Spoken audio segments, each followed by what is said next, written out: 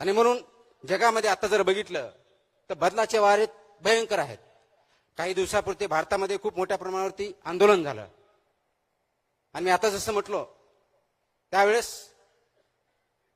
त्या जनरेशनला, ज्याला जनजी म्हणतो, त्यांना लिडरशिप अशी एक हायरार्की चालत नाही. प्रत्येक जण त्याच्यामध्ये लीडर आहे. का लीडर आहे? त्याच्या अपेक्षा आहेत, आकांक्षा आहेत, ॲस्पिरेशन्स आहेत. ते फुलफिल होण्यासाठी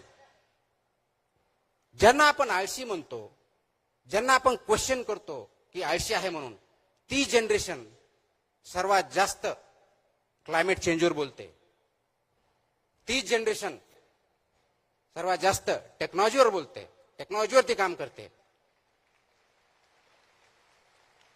ती जनरेशन मेंटल इलनेस बंद ओपनली बोलते. म्हणजे माझ्या अगोदरच्या काळात किंवा माझ्या अगोदरच्या पिढ्यामध्ये जर बघितलं, मेंटल इलनेस बघितलं तर वेडा म्हणायचे. आज नवीन जनरेशन मध्ये तेवढं धैर्य आहे, तेवढं करेज आहे की आमचा मेंटल इलनेस आहे तो इलनेस नाहीये. एखादी गोष्ट ऍक्सेप्ट करण्यासाठी जे करेज लागतं ते त्यांच्यामध्ये आहे आणि ते करेज आपल्या तुमच्यामध्ये करायचीच नसेल. त्या धैर्याला तुमची साथ देणार आहात की नाही, हा महत्वाचा मुद्दा आहे.